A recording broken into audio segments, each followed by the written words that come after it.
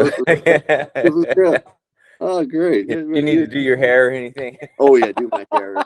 Yeah, yeah, men, we're really worried about our hair. Right. I'm just grateful I still have hair. Yeah, no, I'm losing it in the back. So Yeah. so thank you for doing this this Oh, morning, sure. Bill. How long have you been doing this? This is pretty interesting. You do A it. couple months, 2-3 months now. Wow. I don't know, I felt just a lot of things over my lifetime have kind of little nudges in a certain direction just kind of lined themselves up, and it was all God. And I'm not a public speaker or anything like that, and God said I don't care, and I learned to just stay out of his way. And so I ended up giving it a try. And the reason that the channel is called Speak Boldly is because it's actually a reminder to me that I need to. It doesn't matter if you're scared or you don't know what you're doing, or what, you keep stepping forward out of faith, and you keep speaking boldly. And so it's a reminder to me, hey, you need to know you're not just gonna go cower. You're gonna just keep doing this, and whether it looks good or it's a mess, you're just gonna keep doing it. I like that. Don't wait for perfection. Exactly. Perfection. What I love it. They say it all the time on Blue Bloods. I don't know if you're a fan of Blue Bloods. I love Oh, that show. towards those. Yeah, and he says all the time, he says perfection is the enemy of good. Oh yeah. Amen. Amen. Yeah, that's one thing like the military taught me. You can't it's the mission, and we're going to fulfill this mission, and regardless of what the conditions are, Yeah. you go forward. I served with a bunch of airborne brothers, and it's that old airborne tradition. Out the door. You're going out the door. That's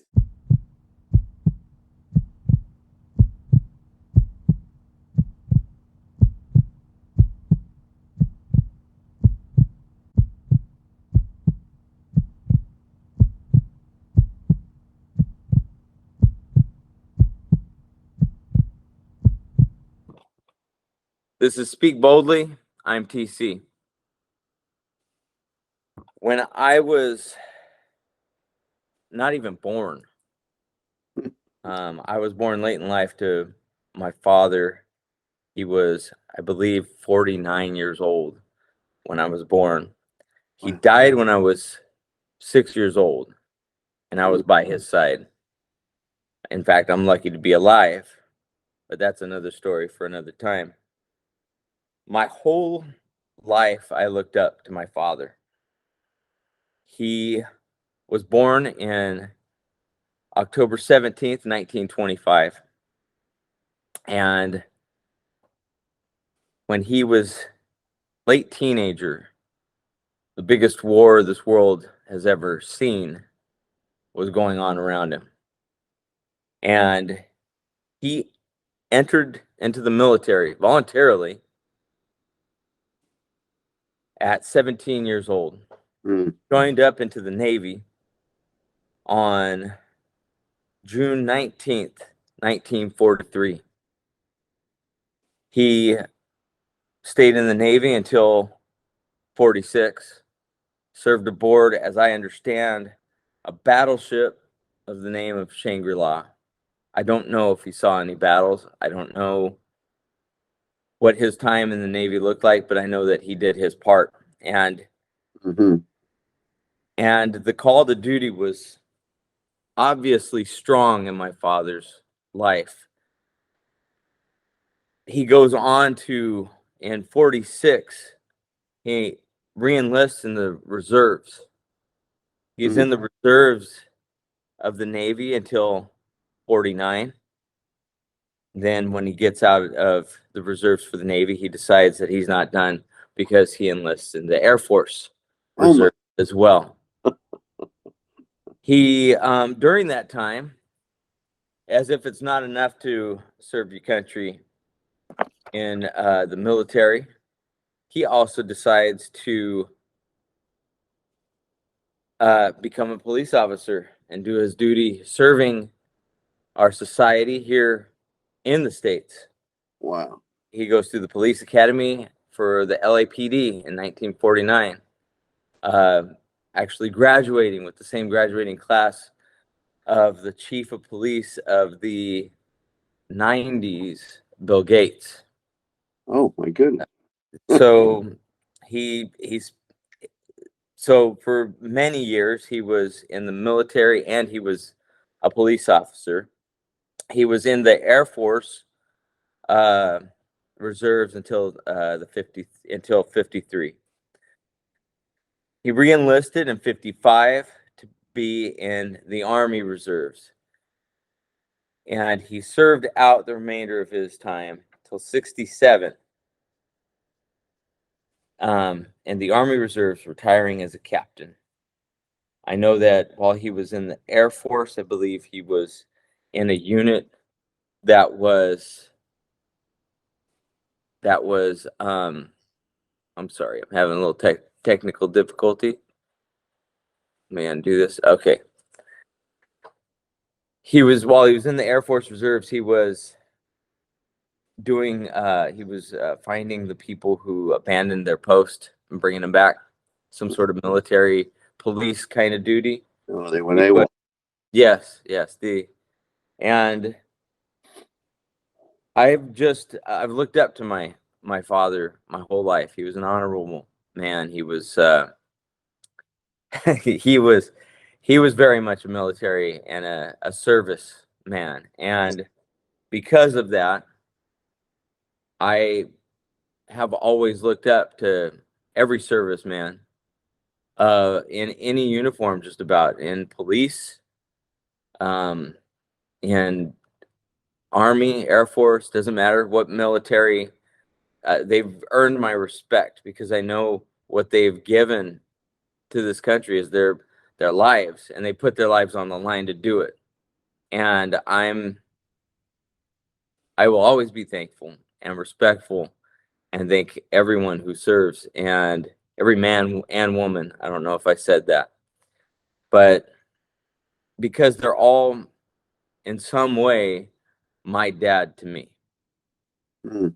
And so in honor of my father, I welcome now a Christian and a vet, Bill Goodreau. Thank you for coming on, Bill. I really appreciate you coming on and telling us your story. Not much to tell, but thank you, Tom. I really appreciate meeting you at our Veterans Fireworks stand. That was just great to talk with you, seeing your family. You're very engaging, and appreciate your patronage of a bunch of old veterans. Yeah, I could sit and probably hear every story you had to tell. So let's start at the beginning, though. Let's find out about Bill, the child. What where what was your roots like? Where were you born, and what was your childhood like? Well, it was well. Thank you for asking. I was born here in Visalia, and I was raised on a dairy that was at on 1229 Acres Road, which is right across now from the Save Mart a grocery store there at the corner of Acres and Goshen. Because when I grew up there, it was a country road, and you could hear a car coming down Goshen Avenue when I'd be out there. And so I was born there in 1951, and that was my life working on my father and mother's dairy. And it was I look back, that was a great life. In fact, as I wrote a letter to my father when I was in Vietnam, that fortunately growing up on the dairy like that really prepared me for the service, to prepare me to prepare me for what hard work was like, loyalty, uh, how you have to, be task oriented, not time oriented, and it prepared me for that, for the service. Especially also, working sometimes on the dairy as you do. You're sick. I had, when you talk about your dad's example, my father's example was a great of self-discipline and determination to provide for his family. Because he'd work out there when he was sick, get up when he was not feeling well to milk those cows. We always got up at 4 a.m. and worked and that was 7 days a week. That's how we grew up on our dairy. It was like that. And so when I was in Vietnam on that little combat base, everything was 7 days a week. We had no weekends off. It was just the way it was. And so I was very blessed like that. Then the next thing, when you talk about faith, now I grew up in a Catholic tradition. My dad would always make sure he'd come to 10 o'clock mass at St. Mary's in Visalia. So the whole family would go in there. Sometimes, unfortunately, not with the ability to bathe first on that old dairy farm. And I think when the Goodrow family came in there, we wore clean clothes, but I'm sure we were a little aromatic. And I always resonated with the Christmas story about Christ being born in a manger, the smell of a manger. Well, I'm sure that aroma followed us, but we were there faithfully every Sunday.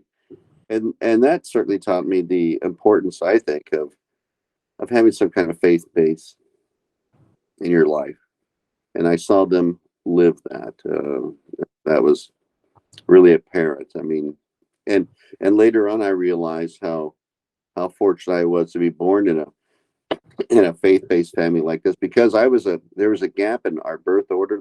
I had three older siblings, and then 10 years later I was the surprise baby. Well, not trying to be too graphic, but sometimes even in the 50s there were women who made certain choices about having an accidental pregnancy. Well, my mom, because of her Catholic form based Christian tradition, she didn't choose to do that. I'm sure even back then there were doctors in Visalia. My aunt told me that would perform, let's say, certain procedures, and my mom chose not to do that. And so to also the next to make sure let's say, didn't grow up alone, they intentionally had my younger sister marry. So when I was involved with Tulare Kings County Right to Life for years, I often wondered where that motive came for me to do that, and I realized my own life. I was saved, in that my mom and dad chose to um, let me come into the world and experience all that. So, man, I mean, you see, for my life, it's right from the get go. I might not have had opportunity in life if my parents had a different a different system of values. Right. You know. Well, I'm glad. Yeah, I have a similar background in that, not in the dairy, but in the older parents and older siblings. Oh, how old was your mom when you were born? great question. I think my mom was what 38 or 39. Okay. Yeah. So Yeah. I was was she that old? Well, she certainly passed 35. And Okay. yeah, and so that's just like I said, it took me a while to realize that how fortunate I was to have an opportunity at life because of that value system, because of that faith-based system, because that they held that all life is sacred from conception. So got So to life on the farm. oh, it's great. Well, not always great. I mean, you're out there, you're it's 7 days a week out there, regardless of how the weather is. I mean, sometimes we had more rain back then, so it'd be foggy. And I remember how cold it would be working out there at the dairy, feeding the calves, doing all the things that you do on a dairy farm, 7 days a week. I mean, I'd always sometimes I remember the winter of 1968. It was a very wet winter, and I had a lot of problems with my dad's calves. They were sick animals with pneumonia, things like that. So I was feeding them before I'd go to school, and sometimes I'd fall asleep in class because I was tired. In fact, that was that winter. I was so tired. Coach Frank Padilla from Redwood High School. I always remember him fondly. He passed away several years ago, but he was a wonderful man. And he realized in our PE class, he looked at me and said, Bill, you don't need any more exercise, but you're pretty tired. What's going on in your dad's dairy? And I told him, well, coach, we're having a lot of sick animals, things like that. So you know what he did for about a week or so, or 10 days, there was like a cot in the back of the coach's office. He said, why don't you just go back there and take a nap? So I would everybody dress up. I'd go there and sleep for an hour because I was so tired because I didn't need any more exercise. I needed rest. And coach That's would a do, good. That's a good coach. yeah, That's a coach, good coach taking care of his. Yeah. yeah, yeah, because he looked at me and said, "No, no, you don't need. You're fit, man. You need." And so maybe so 10 days or something like that. I mean, he stopped that, but I mean, he could see I was just really tired because there was so many sick animals because of the inclement weather. It was just like rain and rain and rain, and he just gave me a little break. Always, he was a wonderful man. It's I know that he later, when I was in Vietnam, we were in a pretty rough spot for a bit, and my sister Mary was really upset one morning. The news program talking about the casualties, and Coach Padilla recognized that, and he had took Mary out of the class and let her just have a little downtime, just a consoler and counselor. It was really something, see, compassion. Coach Padilla was a man of faith. I remember he went to St. Mary's, and later look back on that, and he was a good shepherd. Mm, Had the smell of the sheep on him. and that was while she was struggling while you were there. Yes, Yeah. yeah, because That's sometimes the news can pretty be sensational. Oh, they're just hanging on by a thread. Oh, come on. Yeah, well, we're as I scared. understand it, and obviously I wasn't alive. Well, yeah, I wasn't alive, but as I understand it, the media was very they had a very obvious agenda during that war. Yeah, it was pretty. I realized later, pretty biased, unfortunately. But um, yeah, so it's just funny the people that come into your lives, like how you and I met. I Because love it. I see how, like, now with your motive and your motivation, and I really appreciate, like I said, you stopped by our veterans fireworks stand to engage each other like this. We've been going there as long as I can remember. I want to say it's been like at least 12 or 13 years. I don't know how long the stand's been up, but as long as it's been up at that location, we've been, no, I do remember 1 or 2 years we went to Right to Life, when they were in the Kmart shopping center. But when we discovered you guys, ever since we've been going there because we always try to do everything we can for the vets. Well, So well, I was fireworks chair for about a dozen years. I'm no longer that, thankfully. Yeah. got So, that hat off you. yeah, I got that hat off me, so that's great.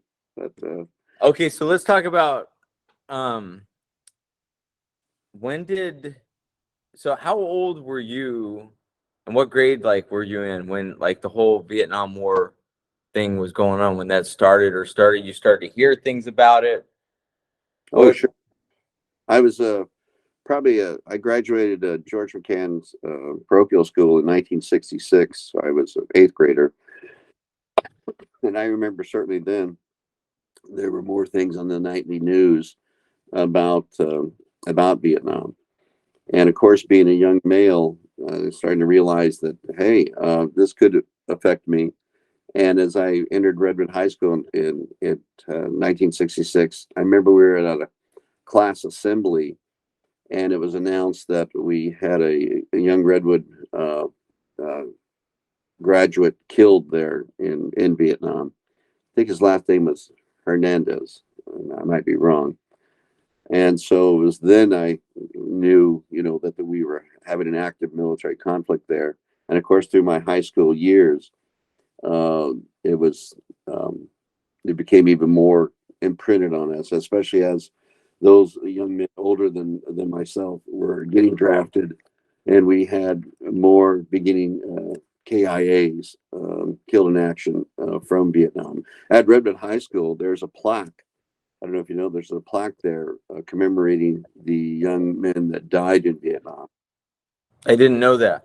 Yes, there. Where's the plaque at? It's on the campus. Let's see. The last time if I remember, they moved it. And I think it's uh, in the administrative building that face part of the building that faces inward to Redwood, and there's a plaque on the outside. I remember I went to a rededication of that several years ago, but it commemorates the young men that we lost there. And Okay. so, Nice so to know they have that there. Yeah. oh yeah, it's interesting. Yeah, a lot of people don't know, and it's because that was a war that certainly affected the youth. I look back on it now, and I kind of call it the Children's Crusade. I'd been 19 for a month when I got drafted. Okay.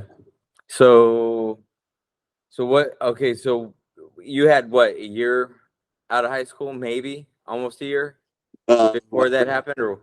I graduated in June of 1970, and I received my draft notice in February of 71. So 6 months. Okay. Okay. 6 months. And how long did you have to worry? I'm like, how long was your name in the draft? Was it a certain age limit? Like, if you got past a certain age, then you were kind of out of the draft, or was it all men of all ages, all eligible ages were in that draft? See if I remember. Well, I mean, I think you had to at least be 19 to be drafted. I think if I remember right. Great question, but it went up to like age.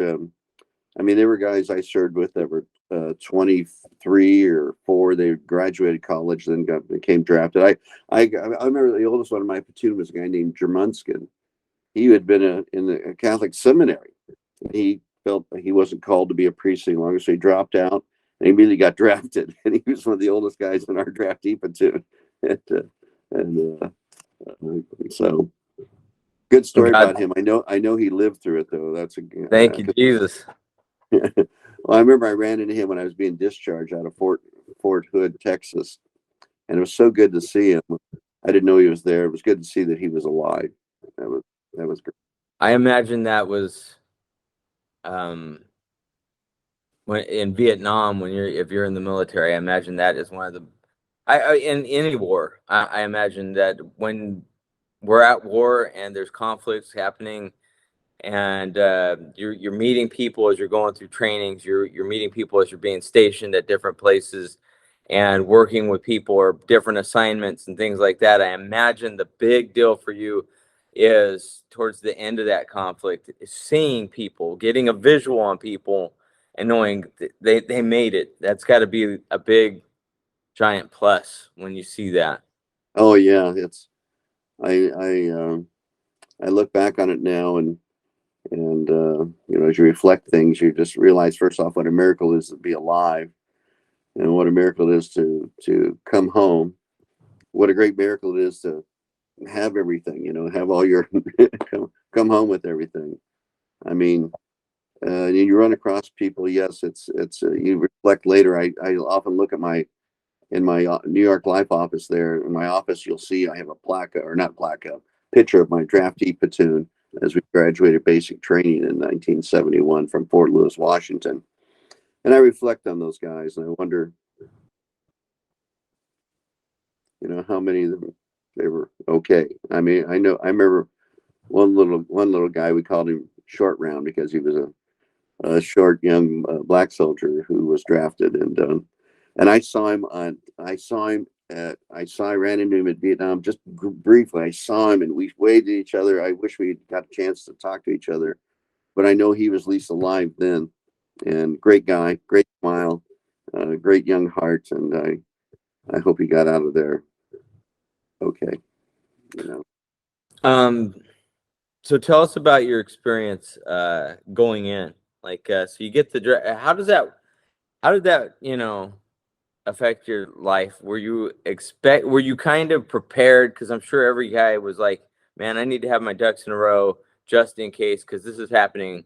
I know people who are getting drafted. I need to be ready. I'm sure there was a kind of an air of that Yeah. back then for everybody. So Oh, tell us a little bit about you. Like, you got it. What happened? Like, all right, mom and dad, look, I'm going. And then what was it like going in? okay. Well, it was. Yeah, you get that letter in the mail. I always remember I got home from work because I had a job off the dairy because I was going to go to college. But I wanted to just wait a little bit. I thought I didn't know quite what I wanted to do. So I always remember my mom met me at the door. She says, "You got a letter from the Selective Service System," and And I remember when I touched that letter, I've never had that sensation that this was something that I don't know how to quite define it, but I was never going to forget that moment because I still remember that moment when I received that letter from my mom, that envelope. I opened it up and it simply said, greetings, William Joseph Goodrow. You are hereby ordered to report for induction in the Armed Forces of the United States. And it says, because that's the key phrase, you are hereby ordered to report. And then there's an attached letter that said, it was very easy. It said, no need, there's no need to bring any clothing or luggage or anything like that. Because I was at a bus depot here in Visalia someplace, met there, had to be there at 8 o'clock in the morning or 7 o'clock in the morning, whatever it was. And I mean, no toiletries were needed. It said, items will be provided for you. And so I showed up and we took the bus ride up to the Fresno Induction Center. It was on I Street. It's no longer there, but I remember it distinctly still to this day. And processed in, and I took an oath, at 19 years old. And next thing I know, I'm on my first jet plane ride because we were supposed to go to Fort Ord for training, but they had a meningitis outbreak, so they said you're gonna have to go to Fort Lewis, Washington. So I took my first jet plane ride to Seattle, and they bussed us over there to Fort Lewis, and away we began the process of becoming soldiers. That's that's a reality check that like you get a letter that says don't bring anything. I mean, I go to work every day and deliver, I'm out there all day. So I pack up, I think like 3 loads of things to bring with me every day. So it's just like mind blowing to think you could get a letter and you're like, hey, don't bring anything. I just feel like, wait, what? Yeah. I don't know how to do that. Oh yeah. Now when my wife and I travel, it cracks me up. I have all this stuff. I mean, we're so blessed here. We don't even know. We are living. I mean, it still catches me sometimes unexpectedly when I realize the life that we are allowed to live here. It's just when people think it's TGIF, I just hate that. I tell them no, it's TGIT. What do you mean? I said, hey, thank God it's today. Thank God it's you have it today. I mean, we have these illusions. We get up and we're going to have all these great plans to do, and we don't realize how fortunate we were. But yeah, back to that. That morning, that was quite eventful for me, to say the least, and away we went. And so I don't want to get into the wrong details and things like that with you because I don't know what you would struggle with and what you wouldn't. So take us through your experience in the military, kind of chronologically, and what you're willing to share and think on. Oh, thanks, Tom. I appreciate your sensitivity. Well, I was really blessed. I realize now with my drill sergeant, his name was Sergeant Rodriguez, and a great man. We were the draftee platoon, so none of us knew we were going to make this Army a career, and so we had kind of an attitude, and we were resentful. We got, here we are, bam, and we probably had more college graduates in that platoon, I believe, than normally associated with perhaps a regular training platoon in the Army at Fort Lewis. So I remember on a Sunday morning, that was another, I think, hand of God moment on my life, where Sergeant Rodriguez came into our because we only had Sunday mornings off. That was it in training, and that's when you could go to church. Well, I didn't go to church that morning, and Sergeant Rodriguez comes in the barracks, and we, so drill sergeant on the floor, so we're all at attention. And this was an old World War II barracks, old wooden drafty barracks, terribly cold in the Fort Lewis winters when we were there from February through April. And I remember he took his Smokey the Bear hat off. I'll try to shorten this. And he said, I want everybody to come down here at the end of the barracks. So we all followed our drill sergeant there. Took his Smokey the Bear hat off, and this was the first time he wasn't yelling at us. In fact, he was quiet. And then he looked at us, And he looked at us again, and I'll never forget his first words out of his mouth. He says, "I'm looking at dead men." And then he repeated it. And it's like, and he very quiet. He just said, "I'm looking at dead men." And it's like our whole platoon was punched in the gut. And then he told us the truth. He said, I know I heard you guys talking about me. I know what you think of me. You call me these names. You don't think I hear that. And he goes, "You're right. I'm not well educated. I never graduated high school. And I know you laugh at how I get around." He said, you got a good point. I don't walk well." He was the only drill sergeant that didn't run with us. And then we found out why, because when he got shot up so bad in the second tour in Vietnam, his wounds were still healing, so he couldn't take the pounding of running. But man, he was a fearless guy, because when we were learning combat drills aside, we were learning hand-to-hand combat training. I'll never forget, our platoon leader was a guy from Puerto Rico who spoke Spanish, and he would say something occasionally to the drill sergeant in Spanish, because he didn't like our drill sergeant, Sergeant Rodriguez, because that was because drill sergeant was, I think, Hispanic, and our platoon leader was from Puerto Rico. So I don't know, there's a classic culture there. But I'll never forget, in that first round of training, the drill sergeant told him that, he said something to him in Spanish, and the young Puerto Rican young man, tall guy, lunged at our drill sergeant, just lunged at him. He came at him with this, when we were learning to fight with pugil sticks, they call it, hand-to-hand combat training. And it was over, Tom, in about 15 seconds. Suddenly, this guy was big, man. He hit him under the chin, hit him in the back of the neck, and he was down in the mud, unconscious. And I remember Sergeant Rodriguez. Because he wasn't that tall of a man, maybe 5'6", something. Our platoon leader was 6 something, and I remember we all took a step back from him, because we were just astounded what had happened. So my point of bringing that is that we'd already had an expectation of Sergeant Rodriguez, that he was pretty fearless. He'd been through a lot worse things than a bunch of drafty kids with an attitude.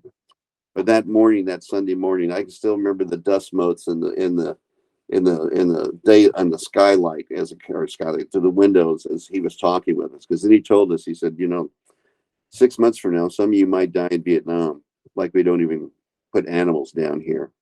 And he said, you're going to know you're dying. It's going to be your last day on earth, and it's going to be a good day for someone else, and your last day for you. And he said, don't you see what I'm trying to do here? You do what you want. He said, I'm just trying to keep you out of a body bag. And I'll tell you, I was in tears. We all were. When some men I've heard say, well, I'll never cry. I don't cry. Well, they're pretty blessed, because what do you have enough fear? What do you have enough real fear? Not nervous, real fear. You'll be surprised the emotions you'll have. So when Sergeant Rodriguez told us that, and then he very quietly got up, and suddenly he didn't look 5'6" anymore. He looked like 6'6". I'll never forget him. He put a Smokey the Bear hat on. He looked like he was, and he walked through us, and all of us were just looking at each other, and we realized we had heard the truth. And that changed our platoon. We took the training far more seriously then, and I always attribute a lot of my survival to him, because I realized I was in a process now that I couldn't change. I was in a system and in a new way of life that was not of my choosing, but like, there was no other choices now, and I had to make the best of it and pay attention to wonderful NCOs like that. I never know what happened to him. My wife said, you should try to track him down. I said, well, he's got to be undoubtedly dead by now. I remember I caught him once taking some pills. I didn't mean to. I walked around this corner, and there he was taking some pills drinking some pills. And he looked at me and he said, don't say anything, Goodrow. And I said, oh, no, drill sergeant. Because he was obviously having pains from his wounds. and he was trying to, I think, get enough time now he could probably get a medical retirement. It was more difficult then. But wonderful man. Even though I do remember, I always recall when we were having our last rifle range qualification, he asked me and another guy, because I grew up hunting on the dairy. I was very familiar with shooting and everything like that. So he had me and another kid shoot for our platoon because we had such bad kids that were never even fired a weapon in their lives. And he wanted to win some award for marksmanship for the platoon. So he legally had me and this other kid in this rifle pit. We fired our weapons all morning, So all these guys got their expert marksmanship badges. I shouldn't say that, but it was, and he got some award. But I felt I felt so endeared to him and so obligated to him, because when I shared that with my wife Janet, she said, "Well, that was kind of illegal. Maybe you shouldn't have done that." I said, "Janet, he didn't ask me. He told me what I was going to do. This is your drill sergeant, Janet. This is this this individual has all the power of your life. You have none." It's a great way to understand stewardship. Great way to understand that. Well, and I mean, yeah, who cares about a little award? They've gotten all the training. It's not like you're trying Right. to pass them on to get over there. They're going. Oh, You're just trying to get somebody this award. right. What do you do? But no, I was blessed, and then I, of course, went to Vietnam. I was very blessed. Never got wounded there. Scared, you when and then that's like when I met you. Sometimes my fellow Christians, we get in these bickering things about our different denominations and different things. And I'm not saying that's not important, but what I am saying, I think I shared. I don't know if I did. Can I share with you a memory real quick? Yeah, absolutely. Okay. Well, one night we're really getting the hell blown out of us, and so I'm in a protective bunker because it has a roof on it, and so you could smoke in there. And because when we were, especially like when I was on the line at night, you'd never smoke out there. That's not that would not be a good thing. But we're being hit, and I'd lit up a cigarette, and suddenly I realized there was this orange stick like in front of me. There's this stick that was over here, then it was over here in front of me. This kind of orange stick looking thing. I couldn't remember I couldn't figure out what it was for a second, and I realized what it was. It was the end of my lit cigarette. It was. I didn't know I was shaking that bad. Wow. You know, Yeah. it's dark. Was it? You say you were getting hit? Was it mortars? Yeah, mortars and rockets. We were being slammed by, and Okay. and so it was interesting. Or I look back on it now, but suddenly they stopped hitting at least where I was at, and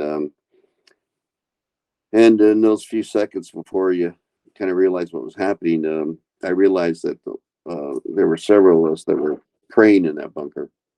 And I remember growing up here in Visalia, California, a bunch of fellow young Hispanic kids, my classmates. I knew what they called the Hail Mary sound. Like this one kid was saying it in Spanish. And I remember there was this wonderful soldier from Alabama. We used to tease him about his accent. We got to get that Vietnamese translator over here to understand what you're saying. Would you guys just leave me alone? You guys, I got to listen to you guys, your accents. We don't have any accents, But anyway, he was reciting the 23rd Psalm. I heard him saying, and then I realized, I didn't know I was even praying out loud. I suddenly realized I was saying, forgiving my trespasses from the Our Father. Because sometimes when people say they don't need faith, or they say they can handle it on their own, I realize now how blessed we were, so to speak, because you're in a little bunker 12,000 miles away in Vietnam, and there's nothing. You're at a pretty elemental way of living. I realize now that we didn't have the luxury of not praying. We didn't have the luxury of bickering each other because of our faith differences, or because of our racial differences. We didn't have that luxury, because it's real luxury when you can be prejudiced against someone because they're First Presbyterian or evangelical or Southern Baptist or Catholic or Jewish, because we didn't have that luxury. We didn't have the luxury of worrying about our skin color. We were all OD green, and North Vietnamese, believe me, they'd kill or injure any of us. It's so I guess I'm just looking back. I realize how not once again how blessed I was, but later with reflection, I realize how really blessed we are here in this country. It's just so fantastic. Yeah, we have our differences, maybe more than ever, but we got to put that aside and realize the great commonality we have, the commonality, the phenomena of it is to be an American, and the phenomena to have an opportunity to go to church or express our love of our Father, and try to, and over time, understand His love of us better. Because faith is a journey. It's a process. It's not just suddenly a destination. It's something that I realize now, especially from my time in the service, how formative that was for me, and I'm blessed to be with this wonderful band of brothers that I get to have the privilege of association with.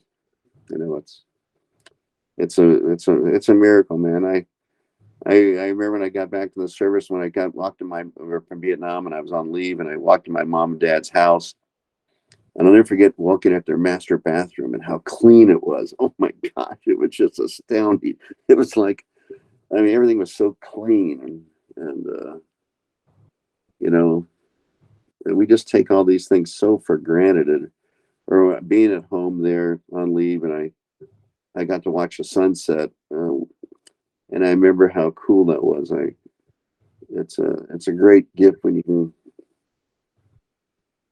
can watch a sunset without fear,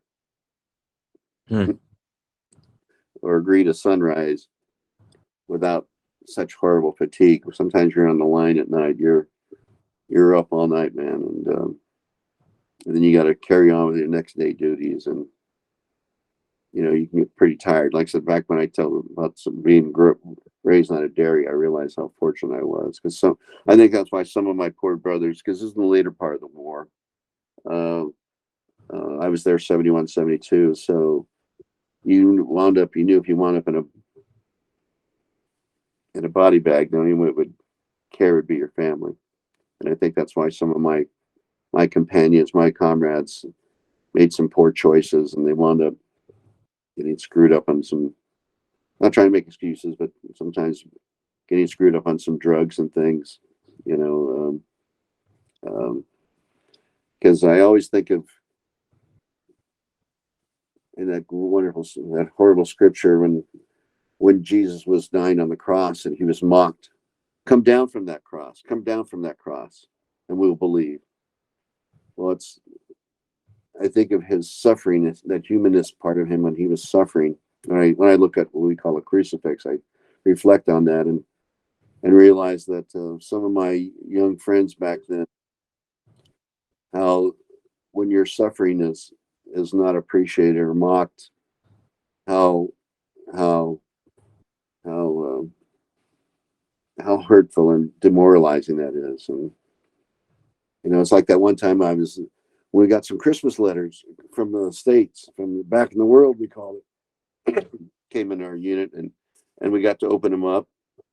And then suddenly the lieutenant came around and took them from us. But I saw one of them, why the lieutenant did that, because the anti-war network had somehow gotten to this group, this mailing. And I remember I saw it. One of my buddies had opened up this Christmas card from wherever it was, and there was an image in black there, and it said, "We hope you die in Vietnam." It was aimed at the troops, and that's very disheartening. You forget, you see the images, you hear about the Jane Fonda video, all the lack of support a lack of understanding just on the part of many of Americans. But then there's the extremists who just don't care, and they're out to hurt you. But you just don't. That really makes it. That story right there just shows you how personal they were willing to make it, and it's disheartening. Yeah, that was not good. And that's like I said, I realized I was so blessed. I didn't wind up, because some of my buddies, one of my best buddies, friends, is he was drafted out his dad's corn farm in Nebraska. We became really good friends in AIT, and his first name was Daryl. He shipped over to Vietnam, I think at least 2 weeks or a month before I did, and I lost track of him. And then when I got down to Da Nang, down in Marble Mountain, in the rear area, I was walking by a bunker, and they called me Goody. That was my nickname, Goody, and so for Goodrow, And so Goodrow, too hard to, too much to talk about. So, and it was him, Daryl, and so I go in this bunker and walk in this bunker. He said, "Hey man, where you been?" I said, "Oh, I've been way up north, but man, I'm down here now." He said, "Hey man," I said, "Where's the NCO club, man?" And he said, "Well, I'll take you over there to it." And that's when he said, "Well, hey, let's party." I said, "Party?" And he kind of looked around this bunker. Why here? And then I really looked at him as my eyes got adjusted to the darkness. And then I looked at him again. And Tom, then I really looked at him. And then I realized he was changed. He was so gaunt in his face, and he had these circles under his eyes. And I'll never forget, he held out this little dirty pipe to me with aluminum foil in it. It had looked like some kind of rocks or something in it. And he said, "I got this great stuff from Thailand." And I realized what he was doing, man. He was smoking opium, in his lungs. He wanted me to take a hit off this pipe he had a cigarette lighter and everything. And because I smoked cigarettes back then. We weren't worried about cancer killing us, but anyway, he handed that to me, and I tell you, I think it was my guardian angel, man, pulled me away from that, because suddenly I realized this was one of those pivotal moments. I do something, you could really change your life for the worse. And so, man, I backed away from that, and I never went back to see him again, unfortunately. But I don't know what happened to him. Another hand of God moment, I'm telling you, man. And like I said, I get pretty defensive about that when people think that Vietnam, we were all ill-disciplined troops and different things, but things happen, and when you're a young man under a lot of stress, and then but the backdrop of knowing that people could care less what happened to you there, you can make choices that you don't understand the ramifications of at that time. And I was very blessed to. I'm thankful for. It sounds like you were filled with the Holy Spirit. I've had a guest on here before who, we talked about how, because we met the Lord at such a young age, and we felt filled with the Holy Spirit at a young age, that it never went away, even when we were making bad decisions or in bad circumstances or whatever. It's amazing to look back and see how we were carried through so many instances that in your mortality, you can't see where that's going to go at that moment, because it's new. Right. And then for the wisdom of the Holy Spirit to step in and go, no, and you don't even know, but now looking back, you know what you were saved from. Oh, yeah. Oh man. I'm just, I'm 70 now, and it's humbling to be 70. It really is. So we got to live to this age. I drives my wife crazy, I know, but sometimes I can't help myself. It's just a miracle. It's just, like I said, watching when we first went up to the lake, and my wife Janet introduced me to Sequoia Lake, Camp Sequoia, which, here's a commercial: YMCA family camp, Sequoia Lake. Be there. I'll make sure there's a link in the description. Okay, it's great. And I remember first time I went up there, how she'd always have to have a light on when we're walking around at night, and it bothered me. I realized that I didn't like that. It bothered me because, see, you're illuminated. That's not good. It's for a while after I got back, I had the craziest habit. I always had to gas up my car before it got dark, because one time I was gassing up my car, and I realized it was at night, and I was in the gas station, and I'm all lit up and everything else is dark around me. And I just startled me suddenly. I thought, man, what's going on here? This is not good. You want to survive. You stay in the dark and you illuminate them. But anyway, back to Sequoia Lake. Now it's great. I turn on my flashlight. And I'll just walk around like nobody's business. I'm just smiling, man. I got the light on. I'm not worried about a thing, man. It's great. That's awesome. I could understand that. I could totally understand that. Oh, thanks. That's yeah. So when did you meet your wife? Was that during those years or was that after? Oh, far after. I'd been married once before, and unfortunately, I made some choices that did not reflect well, and my first marriage suffered because, and I regret that, the effect of that, especially the divorce on my children. God bless them. Pray for them every day. But I met Janet on November 1st, 2008, about 8:30 p.m. That's not specific at all. Well, I don't know. It's the strangest thing. I met her at a dance, a ballroom dance, and I remember I looked in her eyes that first time and I asked her to dance, and it was just amazing. So yeah, I remember the moment I looked at her. It was amazing, and then dancing with her, and I thought, here she was attractive and really intelligent, capable woman, and I thought, well, I'll get the worst out of the way first while we're dancing, and this is the first time it happened, that November 1st, 2008. When I thought, okay, let's get the worst out first. And I told her I was a Vietnam vet because I've run into when I was single, I've run into some boomer women that didn't like that or had a concern. They'd look at you, you okay? And the way they said that kind of disdainfully, I'm okay, but I'm not going to be okay anymore with you, And with Janet, I thought, well, I'll get the worst out of the way first, tell her. And that's the first time it happened to me, Tom, when she stopped me on the dance floor. I think we were doing like a foxtrot or something, and she thanked me for my service. That's the first time I'd ever had that expressed to me. That's awesome. That's awesome. Yeah, so she's very, very patriotic. We're involved in honor flight. We've been on 18 or 19 flights. We're both on the board, and part of that, that's been such a blessing in my life because of her love of our veterans. She's very supportive of that, and a very great patriotic American. And honor flight has been another godsend for me because when I've had the privilege of especially serving our World War II brothers, and with veterans, we'll share memories with each other. We won't share that with a civilian, but we'll share it with each other. And when you think of some of the horrific things they went through, the real Americans that kept America, you really realize how fortunate we are as the torchbearers of that generation, or we should be, and understand why I think the light of America is still the hope of the world due to a lot of our Judeo-Christian values and because of the sacrifices of that generation. And I wouldn't be involved with honor flight. It wouldn't be for Janet's wonderful enthusiasm and support for our veteran community. So tell us about honor flight. Tell us about what that is and how you're involved in it. And yeah, I'd like to know more about that.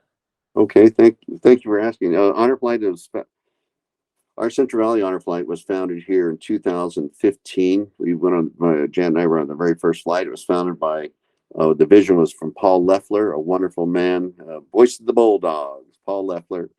And our first president was a retired VA administrator, also our former Army lieutenant. His name was and is Al Perry.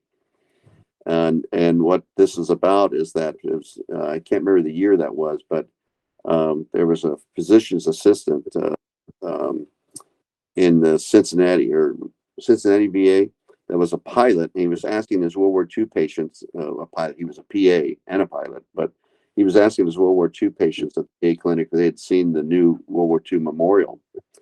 Earl Morris, that's his name. And Earl was asking his patients, and they said no, they hadn't gone to see the new World War II memorial in Washington, D.C. And then he realized it's because of the distance.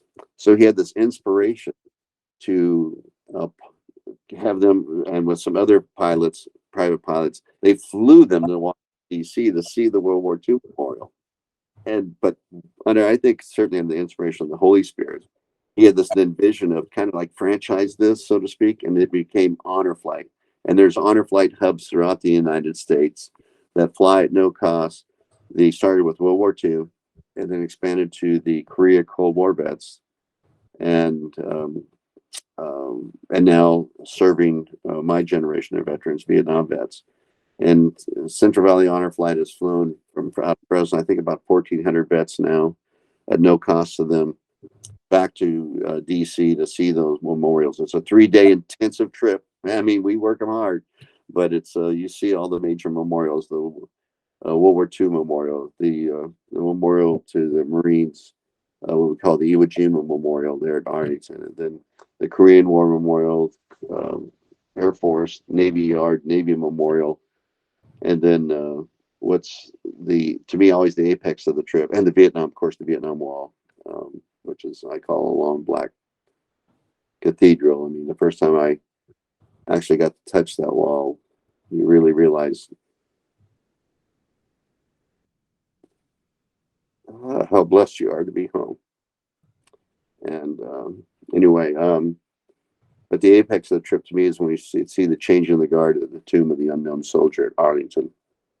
And I've seen it, 18 times now, and it's always breathtaking.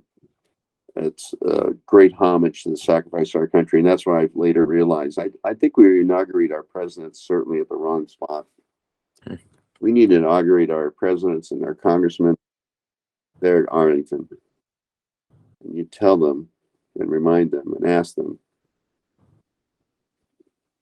you be worthy of this. Don't you do anything to diminish or besmirch this. You are fortunate here to serve based on the sacrifice that those hundreds of thousands of markers represent. So that's what Honor Flight is. And my wife and I have the honor of serving on the board. Paul Leffler's our president. And it's a wonderful group of very dedicated individuals that sacrifice a lot of time and money to make sure this happens. We're flying again on April 12th to the 4th, or September 12th to the 14th. It's going to be the all Vietnam vet. I'm trip leader on this flight, and we call it all Vietnam, but we have a 100-year-old World War II vet going with us. But it's a real privilege to serve in that, and it's really been a blessing and a healing for me. I'll bet. I never thought about the healing aspect of that. It's kind of a pilgrimage, isn't it? That's a very good term for it. Yes, sir. Yeah, you see, there's a lot of. It's funny how we sometimes think we have to do certain kind of pilgrimages for a certain spiritual effect, and we just a little more aware. There's all sorts of spiritual effects around us, good and bad. But certainly in Honor Flight, I think there's that. I mean, I've been always at the Vietnam Memorial, which is where we're transitioning from Korea Memorial to the Vietnam Memorial. There's this statue of the 3 soldiers, and I always have especially all my Army brothers stop there, and Marine brothers, and reflect on that, because that's just that statue of the 3 soldiers, or the three guys in country, is just amazing, because one is because it says there, and one's on the plaque, one's a Hispanic soldier, one's a black soldier, and one a Caucasian soldier, and it's done in such detail.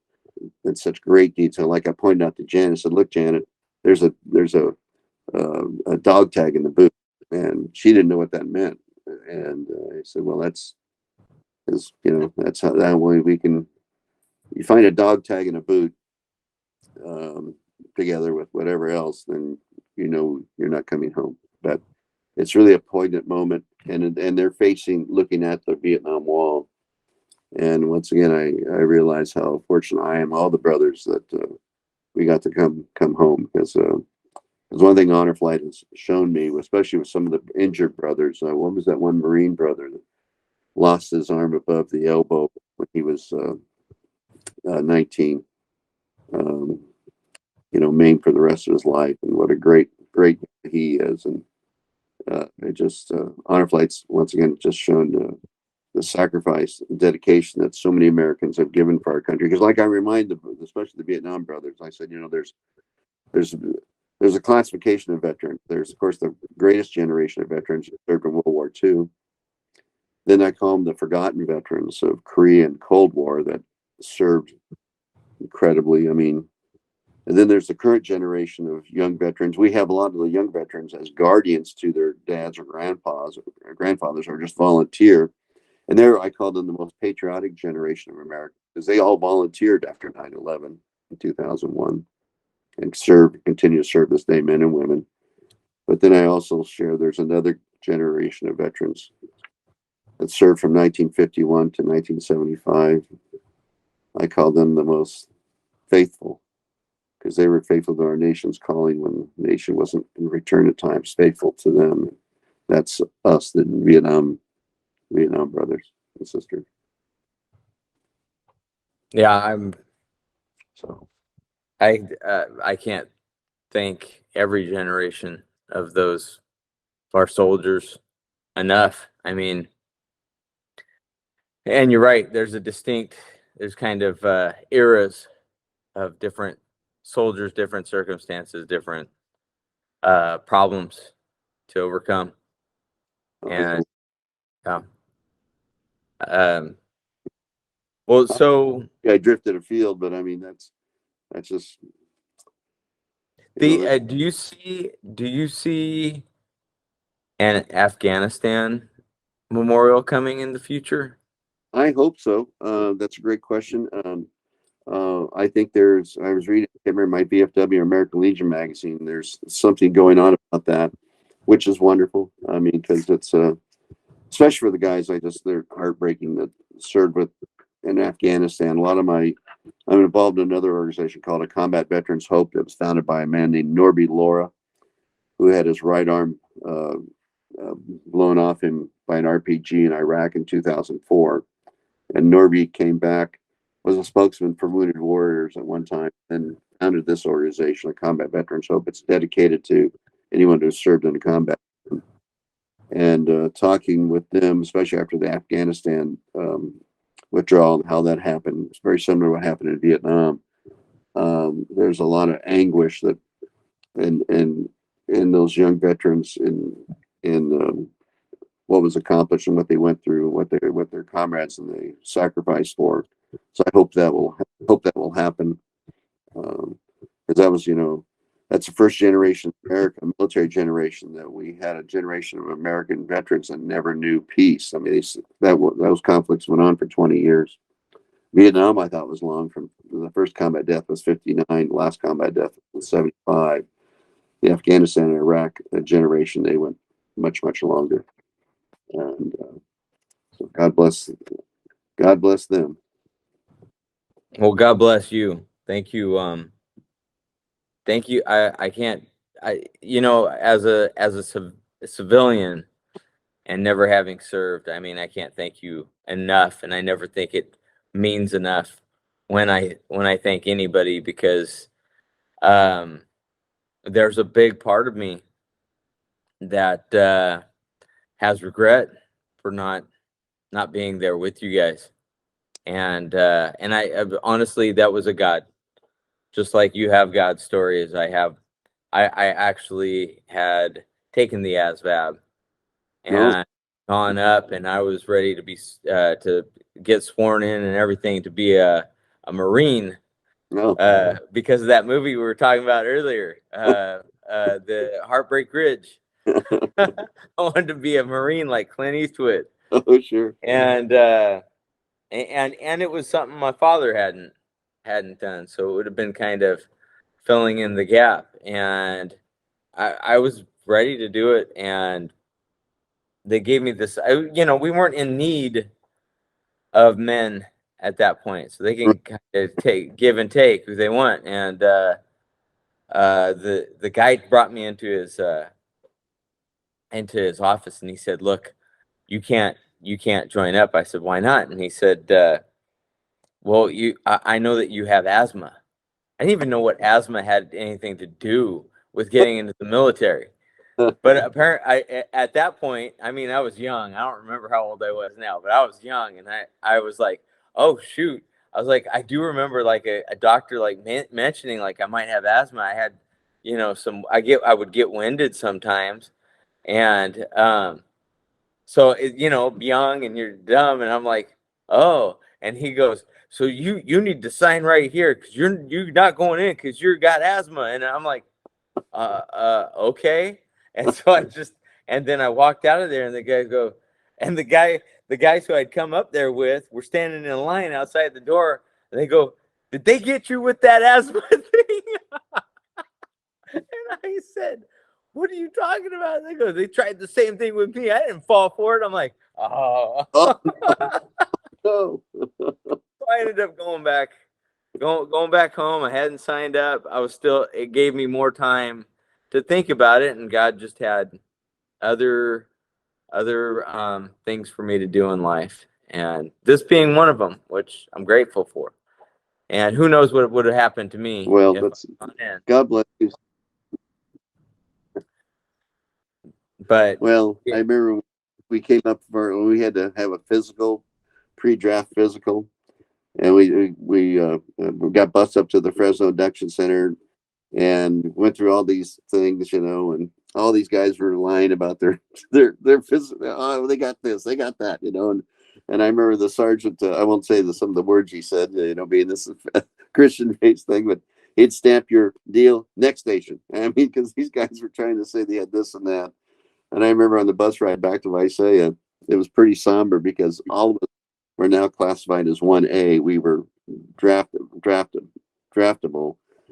And so we were all depressed. But there was a young man, he was trying to be a Marine, go in the ROTC. He's in ROTC, that's right. And he was wanting to be, I believe, a Marine Corps officer, he told me. But they found out he had diabetes. He tested positive for diabetes, and he was depressed because he failed his physical. We were depressed because we passed our physicals.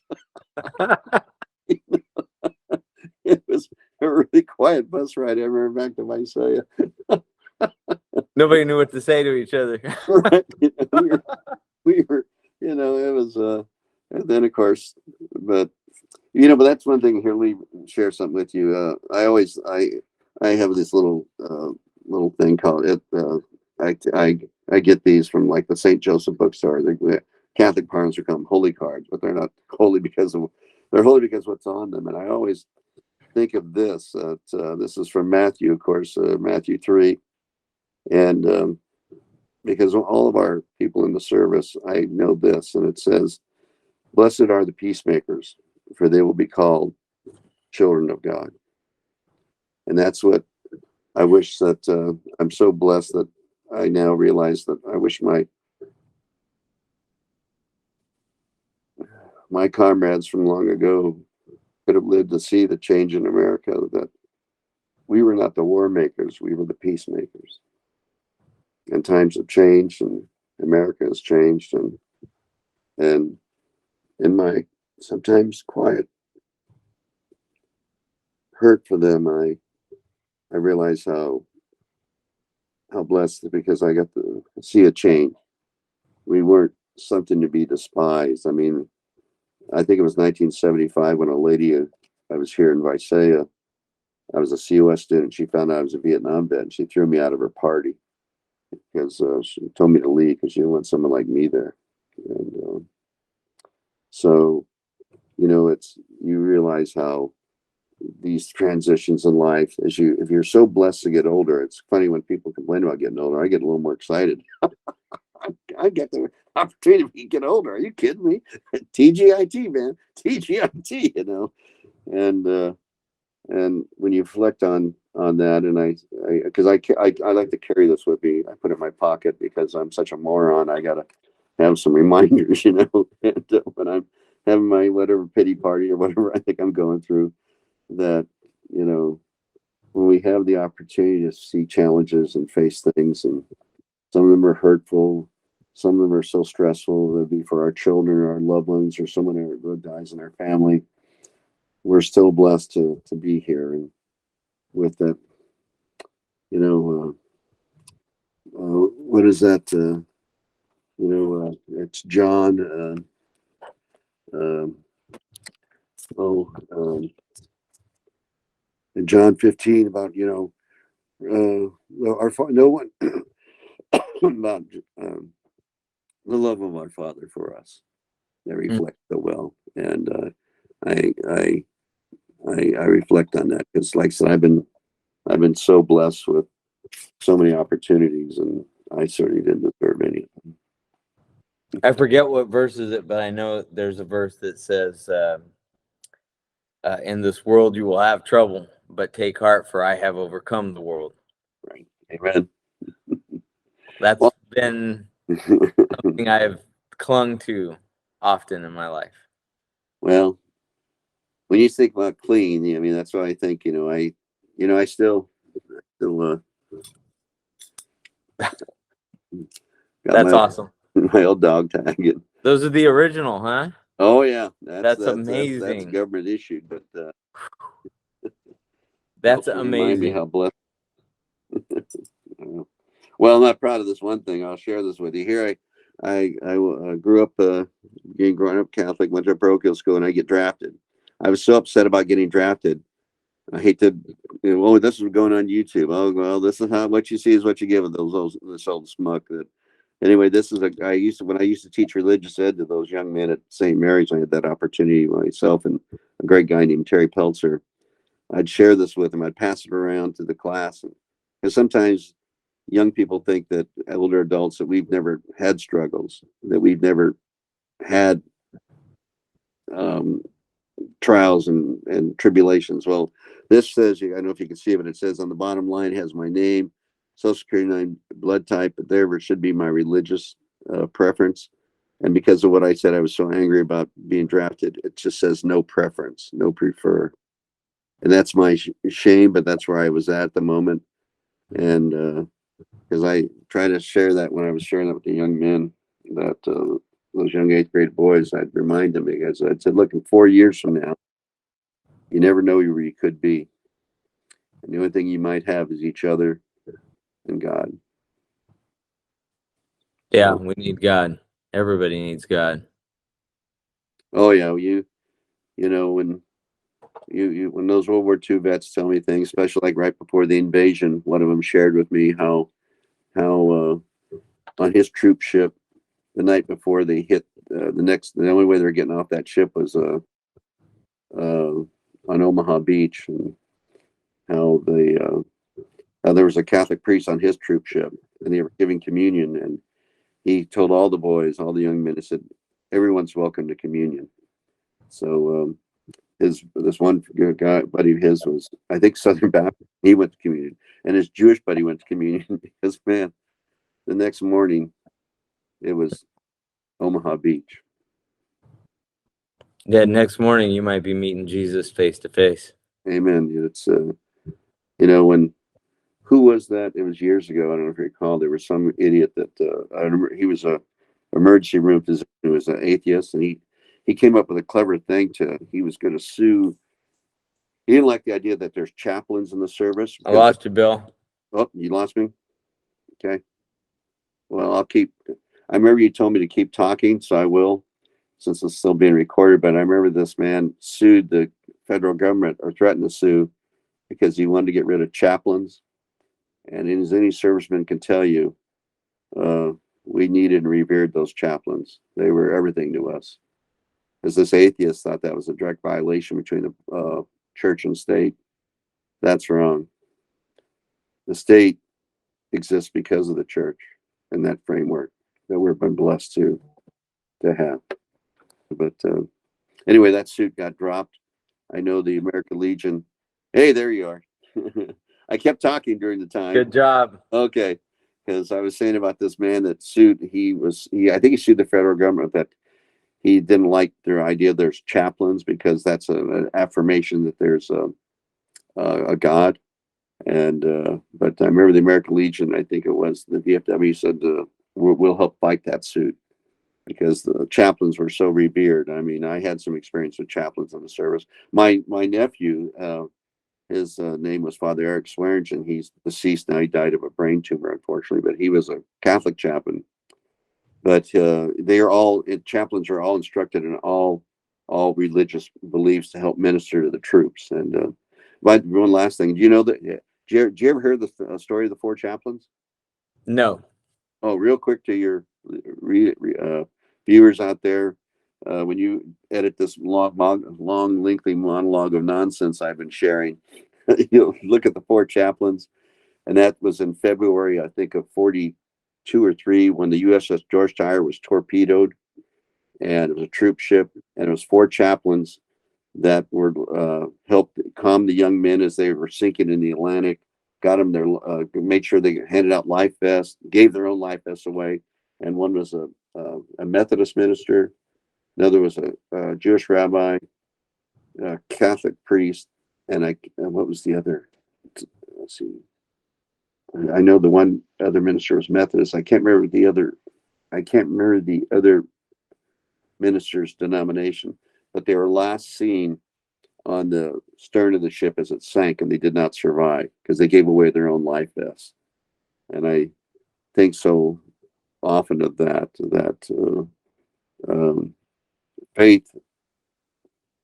It's not what we do in Sunday school. It's outside of that we do that shows what's going on in our lives. And that four chaplains, that was a God thing of all those different denominations, and they gave away their best to save others' lives. That's faith in action. Yeah. You can try to erase God, but don't worry, you can't. you know, you could, like I said, some guy told me, "Oh yeah, I don't believe in God." Okay, I don't do it as bad as I used to, but I laugh. Yeah, man, you've been cursed with too much safety and affluence, man. You really, because believe me, when you're blessed with real, true adversity, when you're blessed with real fear, I mean, real fear, you'll pray without even understanding what you're saying or doing. It'll come out of you like a spring, because that, like you said, all human beings are dwelled with that as part of their creation. And you can not acknowledge that if you want, but when the time's right, it will make you acknowledge that belief. God bless you, Bill. God bless you, Tom. Thank you for coming on today. And I want to say to anybody listening that I'll be putting links for Honor Flight. Is there a way to donate to Honor Flight, like on a website? Yeah, you can check it out. CentralValleyHonorFlight.org. Please look at that. And because like I said, we're flying in September, we're flying in October. We have about 600 Vietnam vets or so on the wait list. It costs us $220,000 a flight to do this. It's all volunteer work. Paul Leffler, like I said, our tireless president, was paid no money. Scott and Linda Phillips, our logistics team, that do such wonderful work that we couldn't be able to get without them. They're retired Air Force colonels. They serve at no compensation. All the board serves at no compensation. Our medical team, Dr. Geller, Barbara Painter, Debbie, Cheryl, all these wonderful nurses. They take their time off and vacations to serve on this. Dr. Roach. I mean, we have all these people that I tell you, they exemplify the best of our nation. They exemplify that love of country and that love of our veterans and the love of the Lord. It's in them all. And so you can trust Honor Flight. So look at that link. One last minute. Let's get on home. Have your listeners put a little pitch in there for Hometown Heroes with Paul Leffler, his radio show, Hometown Heroes. Paul does a fantastic job in interviewing our veterans, and he puts those podcasts available for the public, and it's unbelievable what you'll hear. And maybe I can mention one last mention. We just lost a dear friend to Honor Flight. God bless him, Jack Hanna of the Sons of the San Joaquin. They just had his funeral at People's Church, and he would always sing at our send off God Bless America, or the Star Spangled Banner. Just wonderful, that wonderful voice, and a wonderful patriotic American that is now a new choir master in heaven, I'm sure. So Jack Hanna, a little shout out to Jack. That was that the bass singer? Was he the one with the real deep? Yeah. Well, no, that was Joe Hanna. That's Joe. Okay, Yeah, that's Joe. yeah, because Okay. wonderful family. I remember meeting Yeah. Joe at the Ivanhoe Presbyterian Church at a youth group there way back in the 60s. That Joe Hanna, it's amazing. He was so famous in the Sons of San Joaquin. How many times I'd see him sing at funerals, at a gravesite for people, just for the love of comforting them. I had the pleasure when I was in youth group at First Baptist Church here in Visalia, which is now Gateway, but Yeah. they were First Baptist Church back then. And I had the pleasure of singing with him, our youth group singing with Joe at a Christmas performance, and that was whoa. That's Wow. just incredible. Oh yeah. Yeah, you're right. They're an incredible family. Oh yeah. So, great church Gateway. Your pastor's a wonderful man there. You know, his son was a rescue swimmer from the Coast Guard. I think is he still? I don't think so, but I don't because I know that was like a career thing for him. I guess he was a great swimmer too, like a Olympic, like a stature of like an Olympic swimmer. He was so good at swimming, and I talked to Ed once about his son's career, and he had told me that at one, like I think once or twice he was offered a desk job because he had done so much for was it the Coast Guard? I think it's the Coast Guard, right. and he passed it over because he loved swimming so much. He didn't want to get out of the water. Wow. Yeah. Wow. So that's pretty cool. Yeah. So you can, I'll have links for anybody who wants to support Honor Flight. Check into the YMCA camp at Lake Sequoia for the Wounded Warrior Project. I'm even going to put something in there for St. Joseph's bookstore, and a link to the Hometown Heroes so people can check that out. And of course, a link, if I didn't already say so, a link to help support this channel and continue doing what we're doing. And my final thoughts today is to find somebody who served and do something nice for them, because they've earned more than that. But do what you can to respect them, thank them, maybe buy them a coffee. I don't know. Do something that shows they mean something to someone, because there's been times where they haven't felt like they meant much at all, and they've done so much. And so I finished that thought by thanking you, Bill. Thank you for your service. Thank you for thank you for putting your life on the line for so long, and for enduring seeing what I can't imagine, and then carrying that, because it doesn't end there, but you carry all that with you the rest of your life. And you've done that for your nation, for the people you care about, for your family, for your friends here, for everyone in our nation that means something to you. And even for those people who choose to turn it around and not do good things with it, you've even earned them their freedom. And without it, they wouldn't have the freedom to be anything except what they're told to be. So we thank you, and I thank you from the bottom of my heart. And if there's anything you ever need, please feel free to reach out to me. And I mean that I want to do anything I can. So Well, I really appreciate your thoughts and your comments and your great heart. And God bless you. I mean, I'll share one when you said about doing little things real quick. When I got back from Vietnam that morning, This other soldier and I, we flew into Travis Air Force Base, and then they bussed us down to the old San Francisco National Airport. We were in our uniform, so they throw us out of the bus. Of course, we caught some, let's say, greetings of different kinds. Let's call it that, and it was pretty hurtful because we were in our uniforms. They could see we were soldiers. But we go to a bar in the old airport, and we're going to order a beer, a cold beer.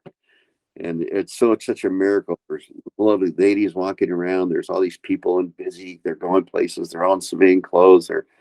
They're all so clean looking, healthy. They don't look haggard or all. So we order a beer. Okay, it's a miracle. We're home. We're home now. My God, we're home. It's the miracle of being back in the world. So we order a beer, and this wonderful man, I look back later. He looked at us. Then he looked at us again. And he said, I need some identification. And the other soldier leaned over. He said, "Well, Bill, we've been gone a year. They must have changed some things." So we identified ourselves. We gave our names. We didn't know. And then he looked at us and he said, "What's wrong with you guys? I didn't know if you're 21 or not. What's wrong with you guys?" And then it dawned on us like a thunderclap. We were both still 20. after all that, we didn't even think about that. We were 21 or not. What are you talking about, man? And the poor guy, then he found out he was a World War II vet, and he told us he couldn't serve us because we weren't 21 or not, and he felt bad about that. And then he looked at us again and said, "You guys just getting back from Vietnam, did you?" And I said, "Oh, no, man. We've been back about 5 hours, like we know everything." But anyway, he couldn't serve us, and he looked at me for some reason and said, "Hey, soldier, what haven't you had cold in a year?" Without even thinking, being growing up on the dairy, I said, "Well, I haven't had any milk." And so next thing I know, he takes off, and the other guy leans over to me. Then so I said, "Well, Bill, what did you say to him?" I said, "I don't know." He said, "This really isn't working out too well this morning. People are pretty rough, and people are yelling at us out there and everything, And I said, "Well, maybe it'll get better." And next thing I know, he comes from the back of the bar, and he's got this pitcher, something looked like a beer pitcher, but there's something white in it. And he slams 2 frosted glasses down in front of us, and he pours us milk. And since we were 21, and he said, "It's on the house, boys." So that was probably better. We had cold milk than cold beer. And then, so I bring that up what you just said earlier, wonderful thoughts. It's those little things that I realized later. He didn't condemn us for being soldiers. He didn't say anything. He was just very quiet in what he did, and gave us cold milk on the house. That's since we were still 20. That's an awesome story. I love it. We got back from Vietnam. We went to the first thing we did. We went to find a bar. And we sat down and had some cold milk. Yeah. That's not quite the sequence, but let's go with that. Well, all right. Thanks so much. Thank you again. Thank you, everybody, for listening to today. And we pray, enjoy your freedom today, because you have it. And I just pray that you would allow Christ into your life, because he also offers you freedom. Because believe it or not, we have freedom to do things in this world, in this nation, by laws. But there's a spiritual realm. And you might think you're free to do things of the flesh, things that you're allowed to do legally. But guess what? You're actually enslaved to it. That's not a freedom at all. And the God I know, Jesus Christ, he offers you freedom through his sacrifice. And you pray for him. He's the great rescuer. And he will rescue you, and he will pull you out of bondage, because the enemy wants you to think you're free until you realize you're not. But he will free you. And I just pray that anybody who understands the freedoms we have in this nation would also look into the freedoms that the Bible offers. And on that note, I would like to say peace be with you all. God bless.